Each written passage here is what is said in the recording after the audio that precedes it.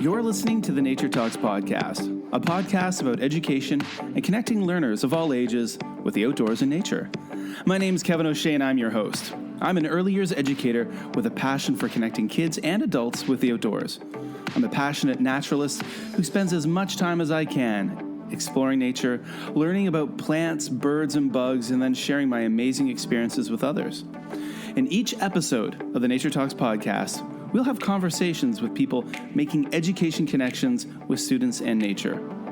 More than any other time in history, we need to be sparking a passion for conservation and sustainability with the young and old alike. And in this podcast, we'll talk to educators, students, scientists, and citizens making a difference in the world today. Sit back and get ready to learn something new and exciting about nature education. Well, hey there, everyone, and welcome to episode number 3 of the Nature Talks podcast, the environmental podcast for educators, for students, for people around the world who care about sustainability, biodiversity, simply taking care of the world around them. Now, this week, I've got a really exciting episode. We're talking beekeeping in schools. And this is something that I've wanted to talk more about for a long time, but finally it's something that I'm learning more about. And I am fortunate enough at my school, Sheko International School, to have a knowledgeable person who has introduced a beekeeping program to the school. I've been doing my part to try to support him and assist him, and in turn, I've been learning about beekeeping, and this is pretty exciting. For those of you who know me, I'm Kevin O'Shea. I am an international educator from Canada. I've been working abroad for almost 20 years in the international teaching circuit, and I'm a passionate environmental educator. And this year I've been fortunate enough to start to learn about beekeeping because of the guest in this episode, Chet Khatu. He has introduced a beekeeping program to our school, and I've been, again, fortunate enough to take part in it. And in this week's episode, we're going to talk about the incredible journey we've been on, introducing a beekeeping club program to our school. And he talks about his background in beekeeping and why it's such an important thing to have in schools. And for those of you out there who are interested in pursuing beekeeping at your school, in your educational setting, how you can go about doing that. So, all of you guys, thank you so much for listening, and let's sit back and enjoy my conversation with Chet all about beekeeping in schools. All right, so here we are with episode number 3 of the Nature Talks podcast, where nature meets education. And today we're going to be talking all about bees in education. And I'm really happy to be sitting with a colleague of mine, Chet Khatu. Chet, thanks for coming on the podcast. Hi, yeah, thanks very much for having me. This is pretty cool. I've never done one of these before. Oh, okay, cool. So yeah, like, what do you want to know, basically? Well, we're sitting here, guys, in the recording studio. My first time actually using this recording studio at our school, and you know, just for starters, if you could just tell the listeners, maybe like just an introduction, tell them a little bit about yourself, where you're from, and what you do. All right, well, my name's Chet, you've said that already, but I'm a teacher here, so I teach economics and social studies, and I've been an international educator for about 12 years, 13 years. It's a bit of a weird journey to get here. Sort of, I started off in Indonesia, and Singapore, Indonesia, then Kazakhstan and China. Wow. So for the last 6 years, something like that, I've been here. But what's been really interesting is that along the way, those countries I mentioned, there are very, very poignant environmental kind of related topics that happen in each one of those countries. So in Indonesia, there was deforestation and palm oil. That was a very, very prevalent topic there. Okay. And then in Kazakhstan, there was like endangered species and, like lots of different animals there are going through kind of like a little bit of a crisis because their natural habitat's being taken away, right? Yeah. And then in China, the big topic here seems to be pollution and biodiversity. So basically, if you look at all the SDGs that exist by the UN, it just seems that in education, there's lots of opportunities, especially in international education, to address some of these things. Yeah. So, what I do here, in addition to economics and social studies, is try and highlight those opportunities for people to pay attention when it matters. Fantastic. So you're teaching economics here, and you know, obviously, I think there's a lot of connections you've already mentioned with regards to kind of the topic of this podcast. But this podcast, people are seeing the title. We're talking about beekeeping in schools, beekeeping in education as an education tool. So you are basically, for those listening, Chet is essentially like a beekeeping mentor for me, teaching me the ins and outs of it. Those who know who I am know I know a lot about insects and entomology, but not beekeeping. So this is a new journey for me, which I'm enjoying. So you are a beekeeper. How did you get into beekeeping? I was wondering if you can just tell us a little bit about that kind of background and journey. Yeah, no worries. So I was really fortunate. I went to a school called St. Chris or St. Christopher in Letchworth, the UK. That's where I'm from. And during that time, like basically I got bored in between what you call semesters, we call terms. So like in between terms, standard, like football, cricket, rugby, basketball, you name it, tennis. So those are the sports that I was the most into. But then actually it just came to a point where I was thinking like, this is a bit more of the same. And to be really honest, I was like, arguing with another one of my mates on the same team. So I was like, do you know what? I'm just going to take a break. And the school itself, I want to tell you about it. So St. Chris is it was one of the best times I had when I was a kid. It's a vegetarian school, and it was set up, I think, by Quakers. Okay. I'm not entirely sure. You'll have to check that. But vegetarian, call teachers by the first name, no uniforms, and when you're in sixth form, lessons are optional, or they were optional when I was at school. Okay. Because there's that idea that you can trust kids to be responsible for their own learning. It's like radical, I know, right? So I ended up sort of signing up for beekeeping. It was run by the wife of the headmaster. Okay. Right? She was called Betsy Reed, under Colin Reed. I don't know who this current principal is right now, but those are the two names that I'll remember. And so Betsy was the one that ended up showing us the beekeeping club. Okay. And it was me at 13 or 14 years old, I can't remember really. But it was around 5 or 6 other kids, or it grew a little bit, but not by much. It fluctuated.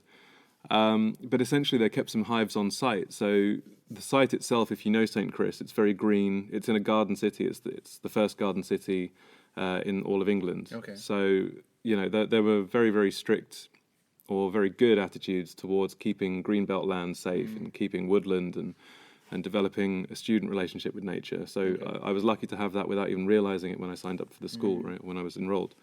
And then, just sort of like ended up getting into beekeeping then, learned how to do all the basic stuff, like hive inspections and what to look out for. Yeah. And then I guess I should fast forward, right? So going through college, for us that's sixth form, like grades 11 and 12, years 12 and 13 in the UK. So my A-levels, beekeeping stopped. I changed school, so I went there, and then I went to university. So the next time I picked it up was at university, in University of York. Okay. And me and a group of mates that were kind of like-minded. I don't know how we found each other. It's probably beer, to be honest. But we ended up talking about how we can promote beekeeping and how we can get back into it, basically. And in my second year, we ended up getting a few hives and going around to our mates in York, the local mates that we made. And then we said to them, like, can we put a hive in your back garden, and you keep half the honey, we'll keep half. But it's more just to get people interested, right? And obviously mixed reactions, because residential areas, bees, like, they have a bad rep. People think they're going to get stung incessantly. So usually we were in pretty rural areas, but we set up the hives there and managed them. That was it really. And then after that I started my I did a few other jobs before teaching.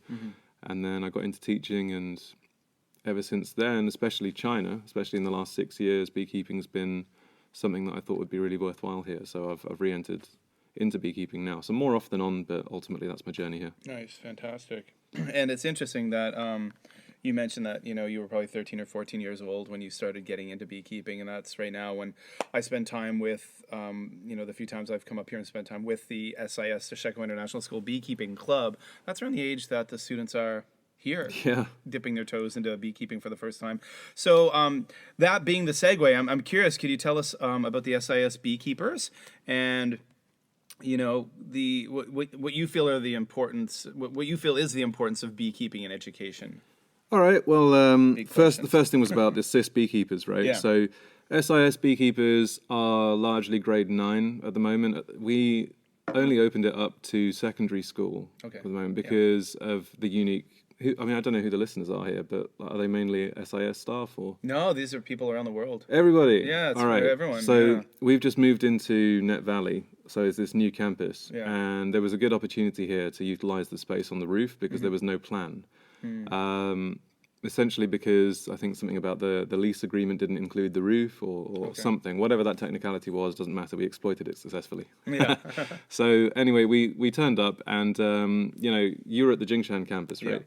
So that's where my son is as well. And it just seems that there's a lot of pushback when it comes to the use of facilities at Jingshan because it's an older site with other stakeholders involved, like other schools and residents and all of that. Yeah, it's for those listening, our school, Sheko International School, is kind of in a very unique situation where we have currently at the moment we have multiple campuses. We have a secondary school campus, which is the new one where the bees are now, and we have a primary and early primary campus, which is actually located within a residential area.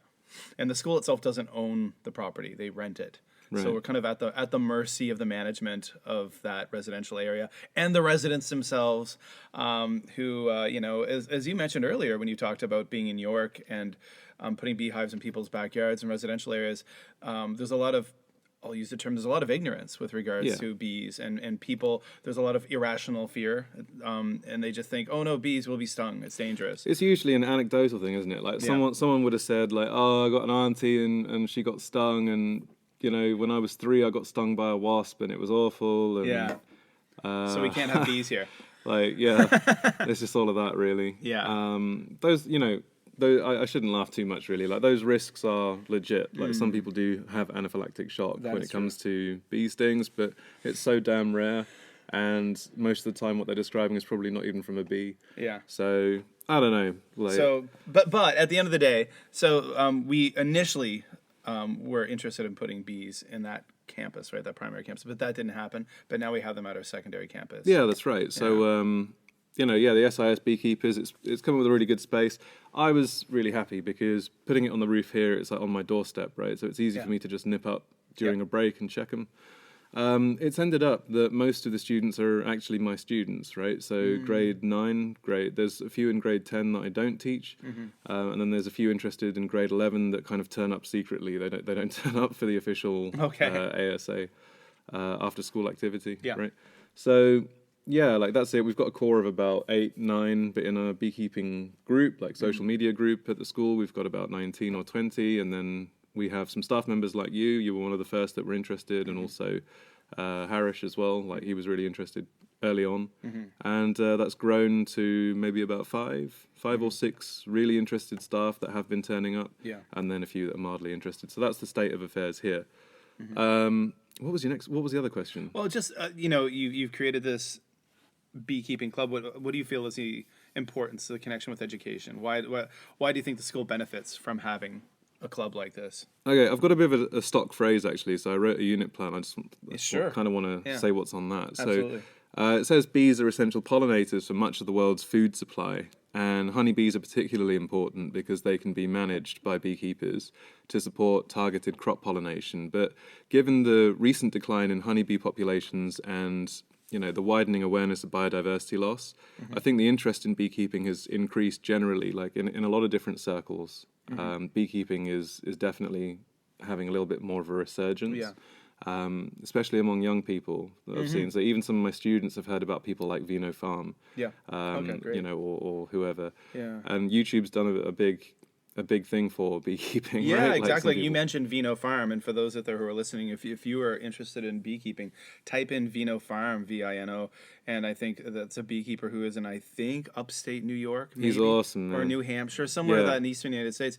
But I mean, he's a beekeeper who's taken us through his journey over the past few years of starting, growing big, having disasters happen, how he copes with it. But he's also he's got a great vlog personality. He just has that kind of really, really open personality, and you can tell, like, him and his wife is what they've set up there. They're essentially living what a lot of people would regard as homesteaders, a dream. Essentially. Yeah. So when it comes to that, it's really watchable. But going back to education, there aren't that many opportunities for students to learn about honeybees. I mean, you can read about it in a book, but it's not the same thing. I mean, I'm sure you can say this from personal experience when you picked up that frame for the first absolutely. time. Yeah, I mean, it was, and no joke, and I don't mean this to be kind of like, cheesy or condescending in any way, but it was life altering. It's amazing to hold a frame of bees. I mean, the first thing you think is, wow, this is really heavy. Yeah. But it's something that, I mean, I've watched, for example, these vloggers on YouTube who are beekeepers for years, and I've studied bugs for years, but I've never done anything like that until I had the chance. It's amazing, isn't it? It's like watching a fire. That's the way I describe it. So, there's just this activity that seems to be happening, and you don't know what really is governing this, or like, how do they know to do each different activity? And there are so many different jobs as well in a hive. Like the guard bees, nurse bees, tending the queen, all of that. There doesn't really seem to be, there's nothing written out. There's no like commandments they're reading and following. There's nothing. It's just all natural order that seems to be playing out in quite a beautiful way when you watch it. And when you pick them up, they're all lined up in a row, staring up at you, and they're all like fuzzy-eyed and stuff. It's cute. Yeah. So actually the kids quite like that as well. Yeah. The thing that surprised me the most about the SIS beekeepers is that every single one is female. Yeah, that's something I noticed the last few times I've taken part in the after-school activity. There are no boys. Not one. Not one. I couldn't believe it. Well, I think you're gonna have one though. My own son is interested, but he had soccer on Tuesdays and Thursdays when you have your ASA, and then when soccer season finished, he had touch rugby. And now all those sporting seasons are finished. So this is something I wanted to talk about. He's mentioned that he's interested. Yeah. So yeah. But essentially, I just want to take our community a few steps in the right direction in terms of understanding what bees are and not be scared of them. Just understand the importance of them and how many different links there are between subjects you might not think about and bees. Well, that's one of the amazing things. The last time you had your ASA here, when I stopped by, when we were feeding the hives and adding like a sugar solution, I was amazed at how the different students were just so enamored with picking up bees. Yeah. There were these stray bees, kind of all, because it had been a windy, rainy, I think, earlier in that day, and a lot of bees kind of got knocked down. The wings were stuck to the floor, The wings were stuck to the floor, so these girls were all just like picking them up with their hands and had them crawling on their hands. And it was bee rescue. They were carefully placing the bees on lavender flowers, and but no fear. Yeah. Like, just the girls were just having the great time. They understand it now, right? Yeah, like, they should have get seen them it. the first time. Obviously, there's fear because they don't know what the hell they're going to deal with, right? Yeah. But then, that was amazing to see. Like, especially, there's one of them, Jill, where she's sort of very outspoken and all of that. And, like, when she's a bit nervous, she'll let people know. Like, she generally wears her heart on her sleeve, right? But then with the bees, it was absolutely nothing. There was no anxiety. She's fearless, right? Like, she's a climber and she does all kinds of other stuff. Okay. But she picked up these bees and, like, Cynthia as well, the one who designed our logo, legendary student, right? So, like, these girls are just picking up the bees and let them crawl all over their hands and stuff. And they would have never done that on day one. Yeah. But I think they understand what it is, to a bee to actually sting and what circumstance needs to be there. Yeah. So, That's cool. Fantastic. So I'm curious. So for those who are there listening to us talk about what's going on at this school, what do you think about, why should other schools start something like this? Why do you think teachers out there around the world should think about beekeeping and maybe move forward with something like it? I think that, you have to be into it because it's quite a commitment. But I think ultimately, like, the number of cross-curricular links that happen between this activity and all the different subjects you can imagine across all the different ages as well. This is perfect for a K-12 school. Yeah. Right? That in itself is worth why you should get into this, because there are just so many opportunities to physically demonstrate different concepts from different subjects through the use of just managing and watching and interacting with a hive. Yeah. It's just amazing, like I'm speaking from my own experience when I was 13, 14 and I was picking up those bees and learning about everything. You're just learning about how to manage resources a little bit better, and you're trying to form links, like you'll learn about things in chemistry like pheromones, but then when you see a bee actually start beating its wings and using its Nasanov gland to like kind of let other bees know that, all right, this is home, or you start learning about how much royal jelly there is and what kind of compounds there might be in that to inspire a queen versus a worker bee. It just kind of blows your mind because you can tangibly see it. You can see it in action, right? It's the same thing as like if you're learning physics and you go scuba diving. Like it's fine to learn about Archimedes and displacement, but when you actually think about it in the context of scuba diving, like it just comes alive to you, right? Which is another project I've done, by the way. Yeah. And beekeeping's kind of the same. It's in the same vein. So yeah, and in addition, I think that skills related to craft and design, technology. We're lucky we have this school, like this department has a CDT project, right, or a department. But a lot of schools don't, and a lot of schools don't prioritize shop skills. And I think naturally, like woodworking and all of those skills, like working with your hands in an academic way, while it's not lab work, it's not working in a chemistry lab or a physics lab. It's developing that kind of awareness of how to manage equipment and safety procedures and things, Well, yeah, I think those shop skills are just such an important thing that a lot of students don't, like you said, have access to. I can remember we showed up one day when I showed up here with my son, who's in the 6th grade, one day when you and Harish, who is our primary principal, soon to be head of school, were building frames. And Right. I don't even think you didn't even give a breath. As soon as my son walked in, you put him right to work. You're like, okay, here's a hammer, here's the nails, you do this, you do that, you do that. Right. And I was just enjoying watching my son hammering stuff, because that's not something that a lot of kids these days have an opportunity to do. But also I'm just thinking like back to what you were saying with regards to the how many years have I been teaching about the importance of pollinators to kids? How many years have we been watching videos about bees, talking about, colony collapse and how bees are disappearing and pollinators are disappearing? And how many years have we planted flowers and talked about the importance of helping these things? And for me, honestly, since this bee project has started, it's the first time that I've ever been able to just like walk up and see a hive. Right. And it really puts it in it's really impactful. And puts everything in a different perspective. Yeah, you'll remember it. There's a guy who, and as will the kids, right? That's it. That's exactly it. That's what I'm hoping. That's why I'm doing this. Yeah. Right? That's why I think other people should do this. I think everyone should do this, right? But Absolutely. there are practical considerations, to make. But yeah, it's awesome. Like, Yeah. What else to say? Like, So I'm gonna throw this out to you. Because one thing over the years when I've done, I've participated in environmental education workshops as, as the student, or I've helped lead different types of workshops. And a lot of times I get the impression from a lot of teachers in different schools around the world is that for them, they have to really, even if it's something as small as a garden patch, they really have to pitch it and push it to get any acceptance from admin. Now, we're pretty lucky here at our school, the fact that, our primary principal, soon to be head of school, is now himself a beekeeper. yeah, that Right? helps. So that helps, right? Yeah. That really helps a lot. So he's more than a bit supportive and enthusiastic.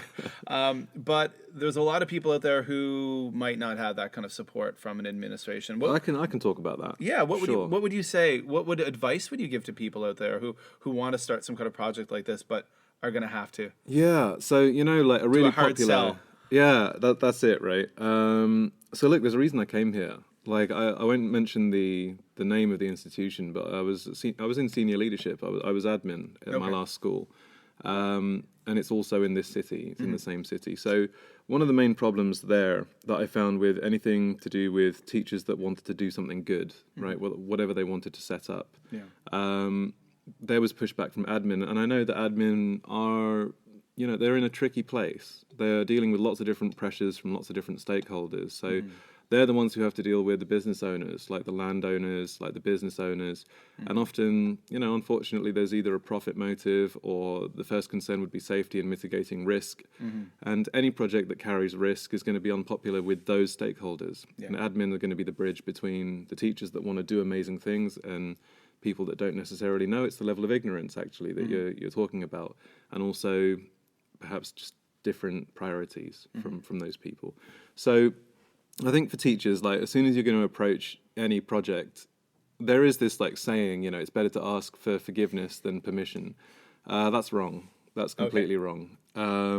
even though I like it and I like to claim that that's what I do, like it's not what I do. Yeah.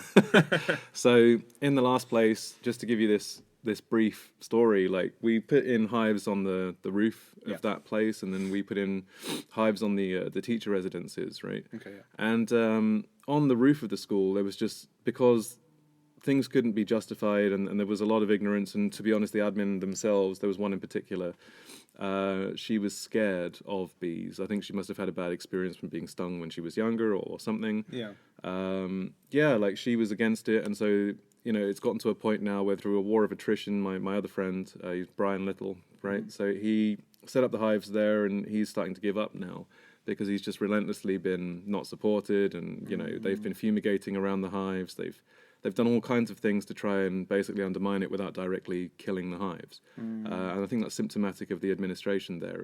It's that kind of admin. Their priority is very much getting good exam results and getting good university placements, but they don't really care about the holistic side of education, right? Yeah.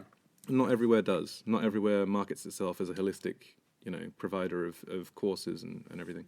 So then fast forward to where I've joined here at SIS, and actually it was in my interview. So when I interviewed for the econ position, like my first and foremost priority was my son joining basically you and your colleagues in Jingshan, because there was no kindergarten provision at my last place. Okay. Yeah. But then after that, they said, well, what do you do? Like, what is it about education that makes you excited? And actually, it's not necessarily formal traditional economics. It's more, how can I make things a lot more accessible and alive to my students, you know, like watching bees and understanding resources and positive externalities in economics, for example, with bees as pollinators. And so, you know, when you have those opportunities, you can speak passionately about it. And I think to any teacher thinking about it, if you approach your admin and you see that spark of interest, or, you know, there's something that happens in that conversation where the person seems genuinely interested, then you should chase it. And what I said was, I promise you that when I come here, this is going to happen. Like, it's a relatively risky activity, but now you're asking me about it, and you're asking me what my true passions are. If you're serious about hiring me, then you'll honor the fact that this is going to happen, and I'm going to try and do it, right? So if you're going to hire me, that must mean that you tacitly accept that you're going to be supportive of this, right? Yeah. And they were, right? So the really cool thing there was, because you highlight it in a conversation first, and then you generate, you know, like a buzz about it, then ultimately I think people will be a lot more receptive. If it falls flat and you get people like my last admin, then probably to save yourself the mental anguish, that's not the place. You know, you got to start asking questions like, how important is this to you? And if running projects like this, if not beekeeping but something else, if you believe in like an exciting education and your admin doesn't fit that, you should be asking yourself tough questions about, like, well, are you in the right place? Is this the place for me, right? Exactly. Right? Yeah. And I can tell you I'm much, much happier here, and I'm not in senior leadership here. Yeah. And I'm much happier here, going back to my roots about being a teacher and doing much, much more fun projects, rather than things like timetabling or like managing problems, or, you know, that was fun too, actually, to an extent, because it's a people business, and that can be fun. But this is far more, you know, in line with what I think is valuable in education, rather than valuable for operations. Well, I mean, to be honest, that is one of the reasons, for example, and I'm not going to mention the names of places, but I mean, my last school, one of the main reasons why I left that school was because my passions didn't align with their vision of education. And even when, you know, my former principal, who was always very supportive of me, but, you know, it was coming from above her, she even said that school I didn't fit that school, and that school didn't fit me. Just because, you know, when your passions are environmental education, but that's not part of the vision of that school at all. Yeah. Like you said, you got to ask those big questions. And I think, but yeah, so I'm curious now, for teachers out there who are maybe interested in a project like this, but they've got no experience in beekeeping. I mean, I've been fortunate enough. Beekeeping is something I've always been interested in, but finally, like, we connected, and you started working here. So now I have someone, you know, a colleague who is an experienced beekeeper who can teach me and teach other colleagues and students. For those out there who are interested in beekeeping, and they maybe want to start a project at school, but again, they don't have that experience. What do you think? How can they get that experience? As long as you can generate the interest and you show that you are passionate about bees, then I say just go for it. Like there's nothing to stop you, because, by the way, I'm not a master beekeeper or anything, right? I still regard myself as quite novice, right? I still sometimes wear gloves. I still usually wear a veil. Yeah. You know, I'm not like these beekeepers that kind of just go in. There's a lady, Texas Bee Works on YouTube. She's amazing. She'll go up to swarms and then just kind of like tickle them, you know, and they'll just kind of like fall down into a box or whatever. So, you know, yeah, like she's unreal. So there are beekeepers like that out there, and I'm not one of them. Yeah. But the whole idea is I'm still learning throughout this whole thing. So every time I'm opening up a hive or every time I'm looking for things, like, you know, I can spot queens, but I'm not the quickest person at doing that. Like I can kind of like knock down bridges, you know, it's like the burr comb and stuff. But I'm a lot slower and a lot more sort of like finicky about it than some people who are just able to do it, you know, with unbelievable precision. So my point is that whoever you are, whatever you're thinking about doing with beekeeping, it's accessible to you, as long as you're willing to go on a learning journey with the students and not say that you're a master beekeeper.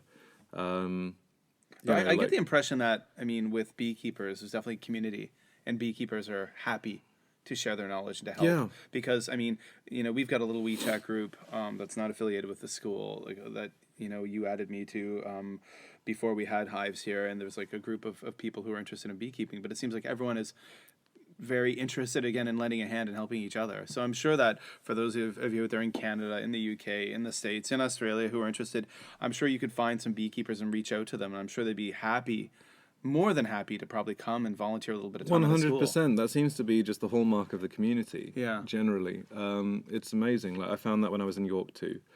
So yeah, ultimately it takes courage and bravery, and you need those, right, if you're going to get into a project like this. Yeah. And so anyone listening, anyone who's thinking about doing it, just do it. Just go out there, build a hive, like put it on a stand, you know, buy some bees, buy a nuke, shake them in, do it. Just if you mess up, it doesn't matter, because the worst that happened is that, you know, you tried to bring a new initiative and it went slightly wrong and maybe the queen died or whatever. Just assess why. Like see it, approach it with a design thinking mentality, right? There's iterative problem solving.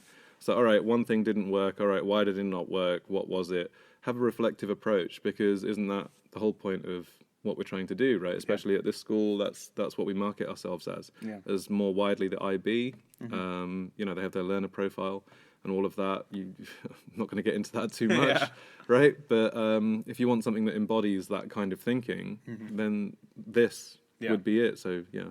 Cool. Now, I don't want to keep you too much longer here, but I'm just wondering, as the year progresses, I know, for example, just in a few days from now, we're going to be meeting up on the rooftop here with the SIS beekeepers, and anyone else who's interested, I think I'll have to pitch that out a few more times on some WeChat groups. Sure. With regards to some gardening setup. But where do you see the SIS beekeepers going in the future? Where would you like them to go? What kind of path would you like them to follow? Or even just this school year, what would you like them, or what would you like to see happen? There's a few different thoughts I have for the approach to this club, right? So the first thing is that I want a capital-intensive approach, not a labor-intensive one. And the reason why is because goodwill ebbs and flows in any project, in any school. If you rely on goodwill, you know, eventually during times of stress, people are going to obviously not prioritize this as a project. And also, what about summer? Like, what about the breaks? Like, if you need constant attention on something and there's a language barrier, you can't get, you know, the cleaning staff or security staff or helper staff, you know, to help out with your project, then what's going to happen? It's going to die, right? Usually, the number one criticism of any project, like a gardening project or something that involves looking after life, right, is that, well, it's going to die because when you go, everything dies. Yeah. So a capital-intensive approach, first and foremost, is what I'm looking for this club. Okay. Where, for example, you know, the planters upstairs we're doing, so making a sub-irrigated planter so it can be on a timed water system, so that can happen. Or, for example, like the bees, is there something that we can do, or something in a way that we can organize those hives so that they don't have to be inspected or looked after as much during times where maybe the weather's cold or whatever. So hive insulation, for example. Okay. So, you know, there's all of that. What I want for the future, apart from the capital-intensive approach, is just a wider connection with basically gardening and with other nature-related activities, because it's important that the bees are not just there in isolation and then, it's kind of like a showpiece. Yeah. I want it to be part of like a wider green space, Yeah. perhaps with aquaponics, perhaps with sustainability-oriented projects, like composting and vermiculture. I want it all there on the roof to be able to show that the bees are part of a larger system, web, right? a larger system. Yeah, a web. Yeah, no, I completely agree. And then to teach the children, the students, more about ecosystems and how things are dependent on each other. Yeah, not just bees on a cement roof. Yeah. Yeah. I think the other thing, apart from obviously the idealistic side of me, like that, because that all comes from that. Like I want people to recognize those systems. I also want kids to kind of start eventually taking over as leaders, and like guiding, like the current grade 9 students, they'll grow up, 10, 11, 12. And like during those next 2-3 years, I'm kind of hoping that they stick with it, and then they'll inspire younger kids to get involved. Yeah. And then they'll be the ones who kind of say, all right, this is how you do a hive inspection. These are the 4 roles, right? Like the hands, the inspector. I could almost picture that student you mentioned earlier, Jill, as one of those students. I can see her doing that. Definitely. Who would be, like a student leader teaching younger kids how to beekeep. Right. And it's so much more powerful as well, right? Like having students teach students how to do this would be incredible. Yeah. Yeah. Wow. It's a pretty inspiring project, and I'm really happy to be involved. But yeah, so again, don't want to keep you much longer, Chet. Thank you so much for coming on the podcast and sharing your experiences and these different ideas. And for those of you out there listening, I hope you take something away from this, and I hope that maybe if you weren't thinking about beekeeping before at your school, maybe it's something that you will think of for the future. Well, that was a fantastic conversation with Chet, and it was really great to hear his backstory, how he got into beekeeping, and the journey he's been on as an educator, using beekeeping to connect students with the environment, sustainability, biodiversity, and all of those really important burning issues that we need to know about and be connected with. And for you educators out there who are interested in dipping your toes into the world of beekeeping, you now have a better look at why it is important, how it is such an incredible tool to use in an educational setting, and what you can do in order to start things off at your school. And remember, if you don't have any background in beekeeping, you don't have any experience, the beekeeping community is a supportive one. And it's pretty easy to find people on places like Twitter, on Instagram, and to reach out to local beekeepers. And I can guarantee there will be people out there who are friendly and eager to connect your school, your educational setting, with beekeeping. And Chet gave some great advice about how to get admin on board with things like this as well. Well, that does it for episode number 3 of the Nature Talks podcast. My name's Kevin O'Shea. I'm your host, and I'm very happy that you took the time out of your busy life schedules to download this episode and listen. Now, remember, one of the most important things with a new podcast is helping it grow. And you can do that by leaving a review and a rating wherever you listen to this podcast. If you listen to it on Apple Podcasts or Google Play or Anchor, give us a review, a positive one, of course, and help us out. And you can also help us out by sharing our social media all over Twitter, the places where you are as a teacher, Instagram. Now, you can find me on Twitter at @MadForMaple. That's where I am, and I share a lot of links for this show there. You can find me on Instagram at Shizen Wildlife. That is SHIZEN Wildlife, Shizen Wildlife, where you can see a lot of nature photos I take, birding photos, insect photos, a lot of stuff about gardening, different sustainability projects that I'm trying to be involved with. It's all right there on Instagram. And of course, we have a wonderful and awesome Facebook group. It's a closed group. We find I found in my years of podcasting, that's one of the best ways to interact with a podcasting community as opposed to a Facebook page, which is more static. But you can go and check the link below in the show notes for the Nature Talks podcast Facebook group. I'll let you in.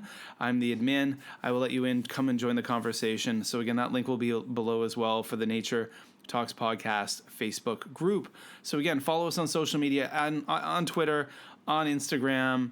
Again, all those things are in the show notes down below wherever you download this podcast. You'll see you scroll down an Apple Podcast, and you'll see all the links and things are right there.